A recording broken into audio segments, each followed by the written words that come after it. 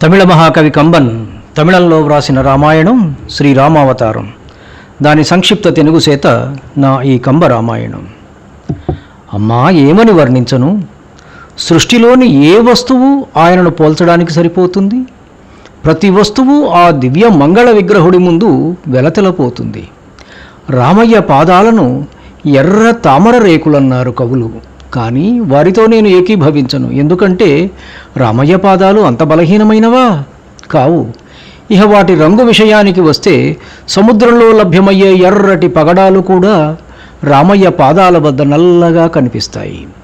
ఇనవంశ తిలకుడి పాదాలను, వేళ్లను బాలభానుడి బంగారు కిరణపు రంగుతో మాత్రమే సరిపోల్చవచ్చు. రామయ్య కాలి వేళ్లకున్న గోళ్లను చంద్రుడితో పోలుద్దామంటే 10 వేరువేరు కొలతల చంద్రులు లేరు కదా. వజ్రంపు మెరుపొందామా? ఆ పరిమాణంలో వజ్రాలెక్కడ దొరుకుతాయి? రామయ్య పాదాలను త్రివిక్రముడి పాదాలతోనే పోల్చవచ్చు, వేరొకటి సరితూగదు.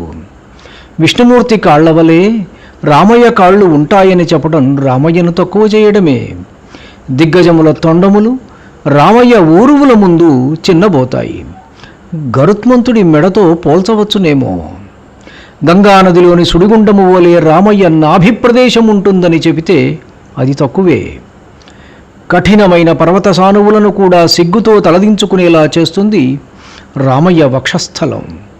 ఐరావతపు తొండము వలె ఆయన చేతులుంటాయి అని ఎందుకు చెబుతానంటే, ఇహ పోల్చడానికి అత్యుత్తమమైనది ఏదీ నాకు కనపడలేదు కాబట్టి. వజ్రకాయుడైన హిరణ్యకశిపుని దేహాన్ని చీల్చిన గోళ్ల వంటి గోళ్ళు రామయ్య చేతి వ్రేలి గోళ్ళు. సమున్నతమైన రామచంద్రుడి భుజములను పర్వతముతో పోలుద్దామంటే ఏ పర్వతంలో అంత మెరుపున్నదమ్మా, అంత దృఢత్వమున్నది? ఆ పర్వతరాజులెవరైనా శివధనస్సును విరిచిన శక్తివంతులా? కారే. రాముడి కంఠము శంఖము వలె ఉంటుందని పాంచజన్యంతో పోలుద్దామంటే పాంచజన్యమే సిగ్గుపడుతుంది. నేనెక్కడా, రామయ్య కంఠమెక్కడా అని. ఆయన ముఖాన్ని విరిసిన నీలి కలువతో పోలుద్దామంటే మరి కనులను దేనితో పోల్చాలి? పెరిగి తరిగే నెలరాజుతో రామయ్య ముఖాన్ని అస్సలు పోల్చకూడదు. ఆయన పెదవులు పగడాలు అందామా? పగడాలు సిగ్గుపడతాయి. పగడాలు అంత అందంగా మెరవగలవా? అంత మధురమైన శబ్దాలు వెలువరించగలవా మాటగా?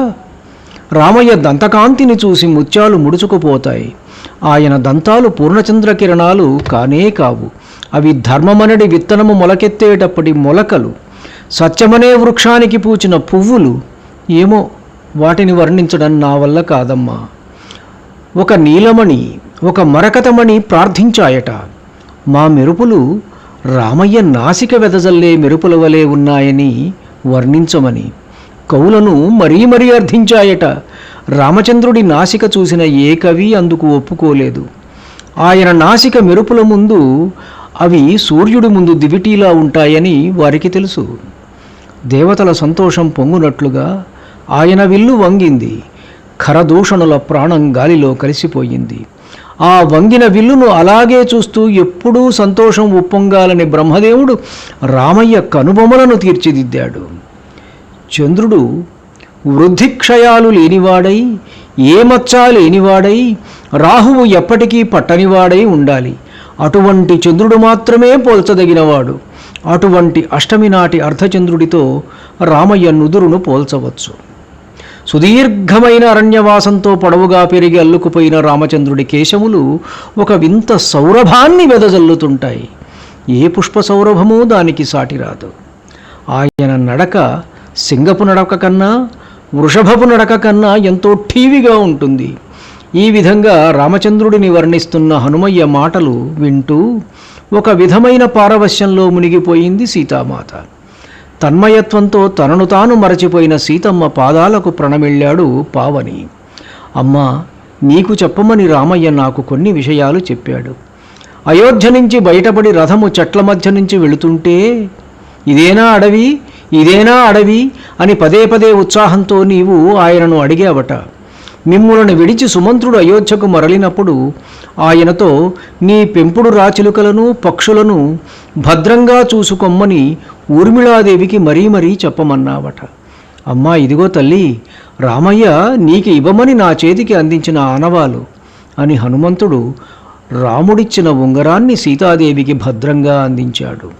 తను చేసిన పుణ్యకర్మల ఫలితం ఒక్కసారే చేతికందినట్లు, పోగొట్టుకున్న అపురూపమైన వస్తువు దొరికినట్లు, పోయిన ప్రాణం తిరిగి వచ్చి లేచి కూర్చున్నట్లు, తస్కరించబడిన తన మణి తిరిగి తన వద్దకు చేరిన నాగకన్యలాగా, బంజర భూమిలో మొలకలు వచ్చినట్లు, సంతానప్రాప్తి లేని స్త్రీ గర్భం దాల్చినట్లు, గర్భదరిద్రుడికి సంపదలు వచ్చి చేరినట్లు, పుట్టంధుడికి చూపు వచ్చినట్లు సీతమ్మ ఆనందం వర్ణించడం ఎవరితరం? 1000 పడగల ఆదిశేషువునకు కూడా సాధ్యం కాదు. ఆ ఉంగరాన్ని అందుకోగానే గుండెల మీద కాసేపు ఉంచుకొని, తలపై మరికొంతసేపు ఉంచి, తదుపరి తన కనులకు అద్దుకొని మురిసి మెరిసిపోయింది సీతమ్మ. మనసు మీద చల్లని పన్నీరు చిలకరించినట్లయింది. దుఃఖంతో వంగిపోయిన శరీరము నిఠారుగా నిలబడింది. భుజములు పొంగాయి. ఆ ఉంగరాన్ని చేతిలో ఉంచుకొని అలాగే చూస్తూ ఉండిపోయింది జానకీదేవి.